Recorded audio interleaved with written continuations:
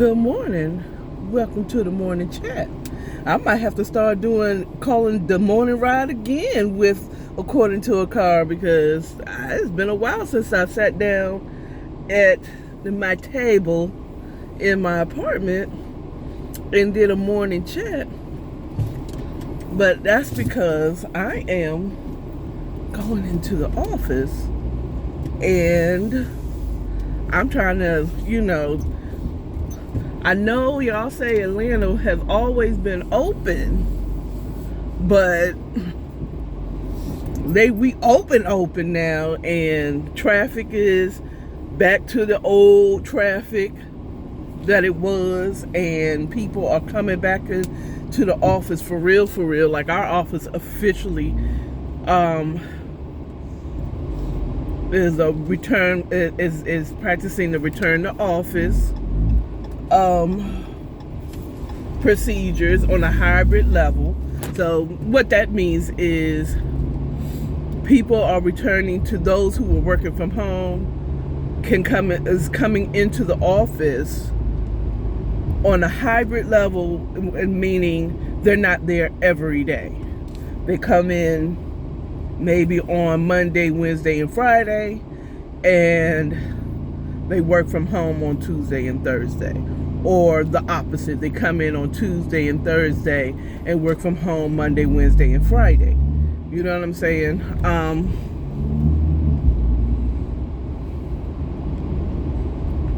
That is how it's going back. So yeah, so I'm leaving earlier than I would have earlier this year, the end of last year, because one, I gotta think parking is going to be a little more tighter because more people are going back to office, and I'm pretty sure we're not the only office where we have people returning back to the office, and I don't want to park past the level I've been parking at. So guess what? Y'all getting this morning chat in my car once again. So boom. Now I'm on one of these days where I'm not so pressed to get, probably not, it's not going to happen. It'll be more like one of these days when I ain't tripping about, no correction, I actually get up at 5, I dawdle around at till 5:30, because I have a routine that I do in the morning, and like one of the steps to success that I had saw and I've heard continually, a consistent thing of those that are wealthy, is they get up early in the morning, and they just get up early. And it's not always, they're not looking for the next deal and looking at swabs or whatever, you know what I'm saying? They're not looking at their investments and stuff, but they all have something a routine that they do. Whether it's yoga, meditation, exercise, reading, taking soaking in a bath and preparing for the day. Is it some type of routine that helps them prepare for the day? Well, I have a routine that I'm starting to develop where I get up and it prepares me for the day. Some of it, one of the things is finishing up whatever I didn't get done the night before when I passed out on my couch. When I mean passed out, I mean I usually fall asleep on my couch watching something on television, right? And then I eventually gravitate to my bed where I have a really good sleep, so, and I do sometimes,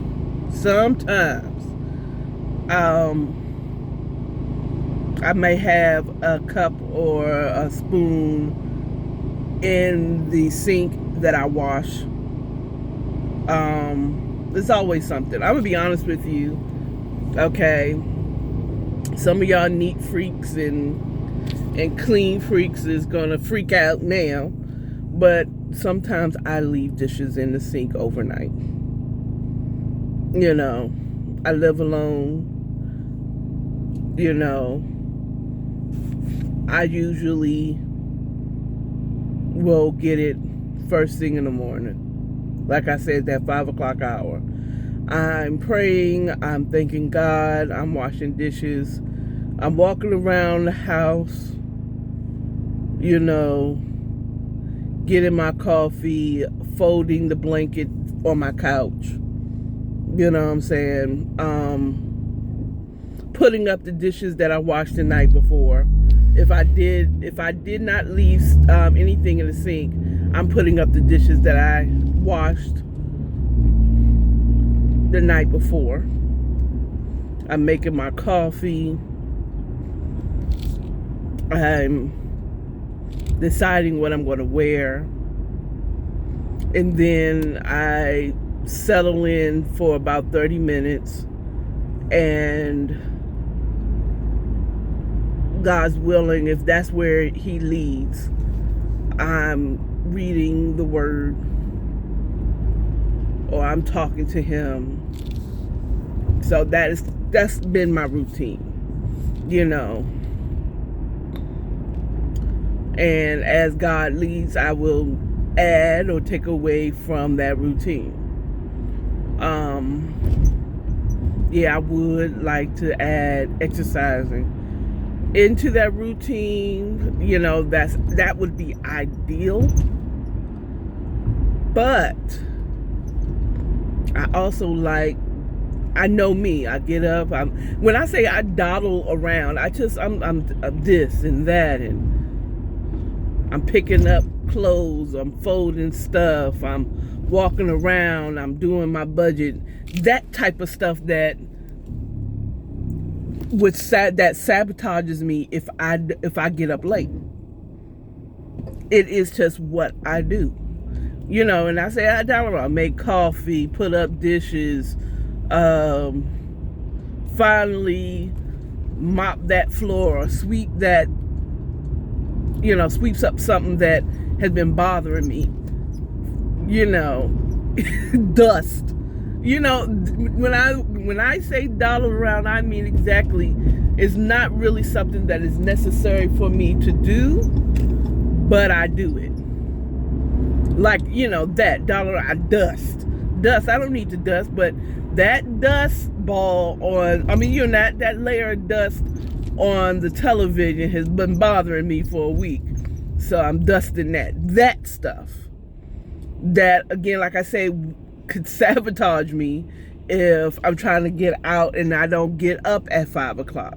If I get up at 7, I'm still going to do those things. I'm still going to wash the dishes. I'm still going to, or put up my dishes. I'm still going to drink my coffee. I'm going to still pray. I'm still going to do those things, but now I'm trying to do them fast. You know, or I still do those things. This is just a knowledge of who I am, and knowing me is I'm still going to do those things. And I'm still going to do those things, and the time I want to get out, I'm not going to get out. Okay, so at any rate, that wasn't what I'm talking about. The thing is, when I'm doing a morning ride like this, you just get a plethora of things I talk about. You're like, oh, I see someone on. Can you believe what I just seen? You know, so I'm just I on my morning rides, I'm just talking. I'm just talking like I'm talking to a friend. You're my friend, aren't you? It's a beautiful day in the neighborhood. Let me stop. Will you be mine? Could you be mine? Won't you be my neighbor? I wonder, when did he stop being a staple, Mr. Rogers, in the children's community? You know what I'm saying? Everybody in my generation knows Mr. Rogers.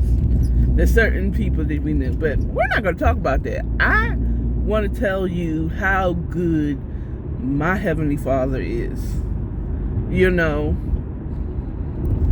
I'm just thankful to Him, because I prayed about being able to connect with those whom I lead. I think I was talking about that on my morning ride partially yesterday, about how often I have been like, I can't do this. I can't do this. Like, I was going to do that reel where it's like, I can't do this. I can't do this. I can't do this. You know? And I don't know if I said that to you all in the message. I just uploaded some, whatever. I sure didn't. Oh, I haven't uploaded it yet. Because I received a text message from somebody, and it said that person's name, and I still have to edit that out, but I haven't uploaded it yet. But eventually, yeah. And then I was at that point where I'm like, I can't do this. I was upset about, it didn't seem like they were understanding something that is really a simple instruction. Or a simple, like, no, that's not what I'm telling you to do. What are you doing? You know what I'm saying? What are you doing? And I really want to, like, I don't even know if I'm fit to lead these people, because they're not doing what I want to do. And I realize that I am controlling. And I took them not doing what I asked them to do, okay, or not using my tools that I give them to help them with their work as a direct disrespect or an attack on me. You know what I'm saying? I took it as an attack on me, when in actuality that is not what they were doing.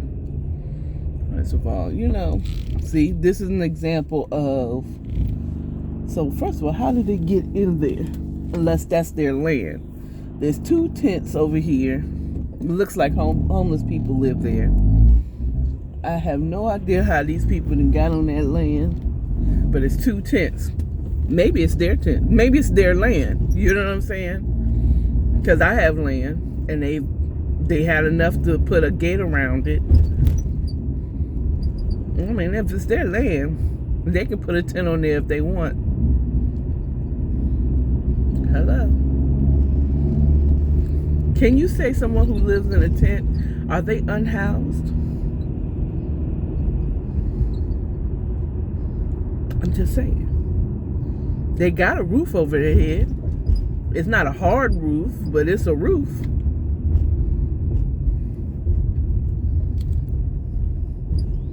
They're not laying directly on the ground. They have covering. I'm just saying. And if they have like a cot or something in there, okay, are they turning or what? Thank you. I'm trying to figure out you turning or not. But anyway, so the awesome thing happened yesterday. I frankly just said, God, I don't want to be angry. I don't want to be upset. And I just want to be a good leader. And again, this is where God says, don't take them not knowing or understanding or as an attack against you. Because it's not. They just don't get it. And they don't understand. Take it as a lesson that you need to connect with them in a different way. Okay. 1. 2, you can't control them. You can't make them do what you want them to do. You're going to have to start seeing them the way you saw Nathan once they become an adult. Once he became an adult, the conflict between a parent and their child during the teenage years is letting go of control that you've gotten used to from their infancy to an adult. To teenage years. That's the conflict. I believe that was the conflict. The conflict is me letting go of the control of my son as he becomes a teenager. And him wanting to be treated like an adult, but me feeling that he wasn't ready to take on adult things because he's a teenager. You're 15, you're 14, you're 13. You really don't have any rights. You know what I'm saying? But he feels like, well, I know how to make decisions. I know how to do this. I know how to feed myself. I know how I can get a job. Oh, don't let them be young and have a job. It's like, what I need you for except for a roof. And if I make enough money, I can get my own roof. You know what I'm saying? And that was the conflict, is letting go of the control. And I think once I took on a position and I was responsible for them learning, I felt like I became controlling. Because I'm responsible if you get it or not. So just do what I tell you to do. And I know it sounds really barbaric, but that's how I thought. I don't want nobody talking to my people.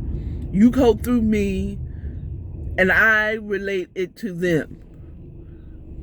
And how dare you all gather without me? It's the same thing that I got from, I felt when my son became a teenager. He wanted to do more things, and I should have been letting him do those things. And not everything, you know what I'm saying? But being able to slowly allow him to make decisions. You know what I'm saying?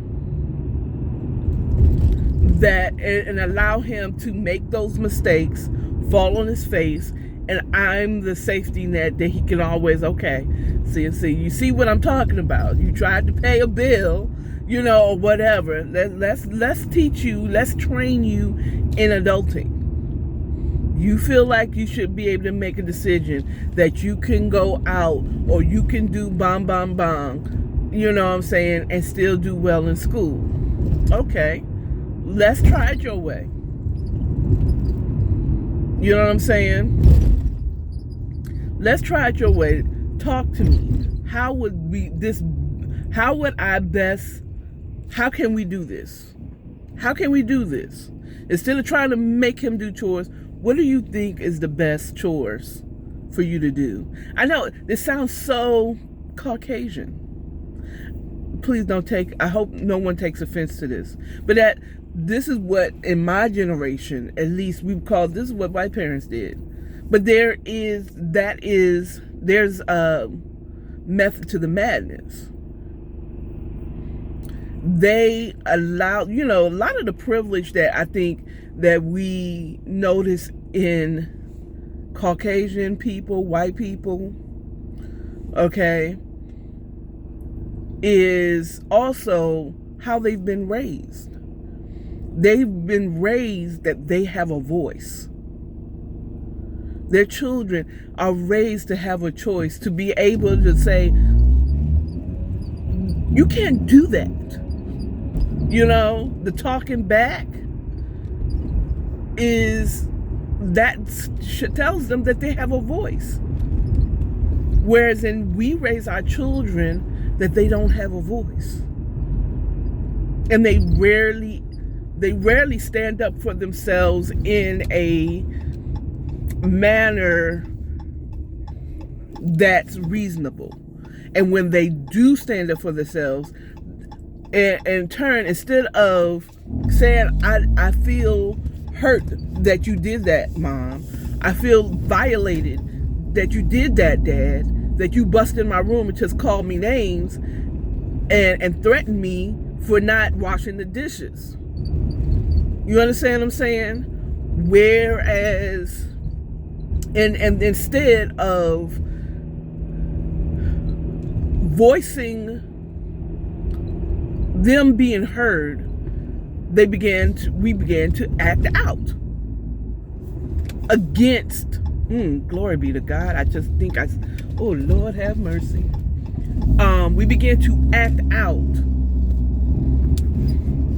We began to smoke weed and skip school and have sex and do all the things that our parents said we can't do. Because we can't say, well, Mom, I want to know about sex. And is it good? Or when should I do it? I really like this boy, and I feel like I should have sex. And instead of, we're not talking to our kids and saying, as a community of black people, as a community, we're not saying to our kids, oh, sex is beautiful when it's done with your husband or blah, blah, blah. Do you think? Our kids aren't being heard, so they act out. We as a people don't feel we're heard, so we act out in a way of riots. Come on in here, people. Anybody hear me? And I feel like I was that parent, and I just realized it's like, as I was saying that, that's exactly what the young ladies, the ladies that I am a leader of, not a manager, but a leader. I'm in the roots. When I started listening, when I listened yesterday, I had a breakthrough that was amazing yesterday. And that breakthrough was,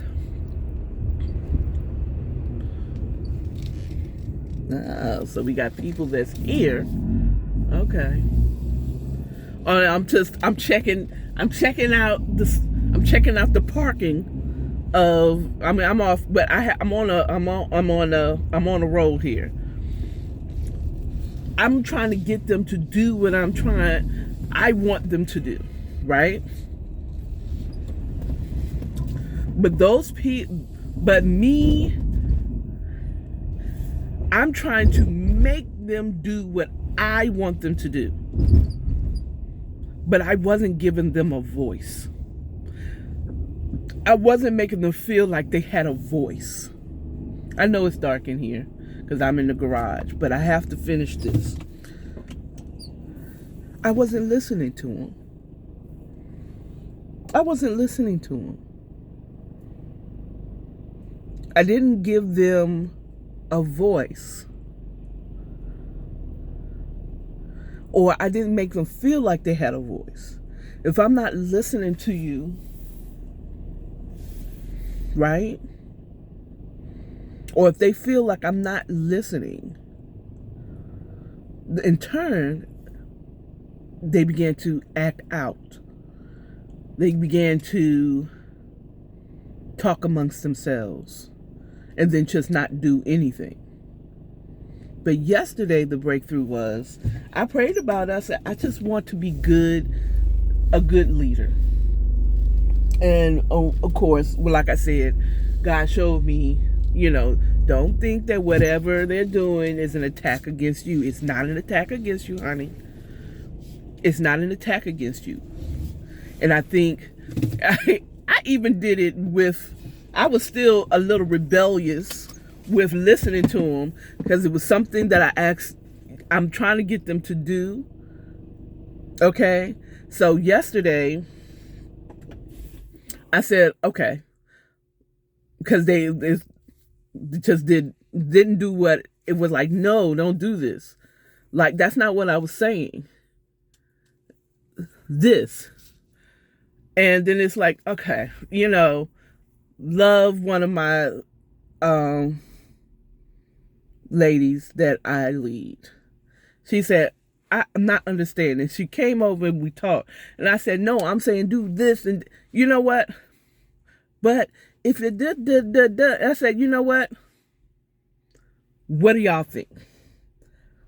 You tell me how this would work best for you all. I was still a little bit rebellious with my hands crossed. And then we just started talking, and then she started saying this, and then the other ladies came in, and I invited the other lady to come, old ladies, woman, teammate to come over. And then it said they gave all the suggestions, and you know what happened? What happened was they came to the conclusion of what I actually wanted them to do. That was initially what I wanted them to do. We came to the conclusion, and instead of saying, well, that's what I was trying to get y'all to do the whole time, I was like, okay, this sounds good. I gave them, I heard them. And sometimes people just want to feel like we're heard. They just want to feel heard. Like you hear me. And I don't think I was giving them that voice. I wasn't allowing that voice. I was like, do what I tell you to do. Or, by giving them a voice and hearing them, a lot of times they'll come to exactly what you come into. You can't control what somebody, or you can come to a better. It's like, oh, I never thought about that. So what I concluded, the best leadership right now isn't always taking control and telling somebody what to do, as opposed to listening. The best leader listens to his people or listens to her people. They listen to them. Okay? Let them feel heard. Make them feel heard. Give them a voice in what is going on.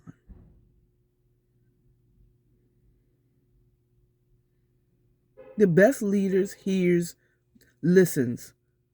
They just don't say, do this, do that, do this. But they actually listen to what their people need. You give them a voice. And then you provide what they need. And so it was a wonderful, wonderful breakthrough for me. A great lesson that I learned. And I wish I'd understood that when my son was younger, but I understand it now though.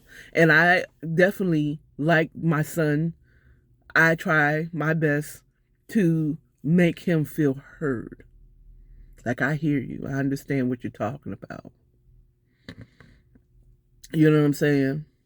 Sometimes, half the time, when I talk to my son now as an adult, he'll say things and he'll give his points, and it's like, well, shoot, I ain't got nothing to tell you. You sound like you got it together. You don't need me. I said, I'm sitting up here looking. I feel like I'm parked a little crooked, but I'm giving them space, and I'm also seeing, can I get my big booty through to get out of this parking space?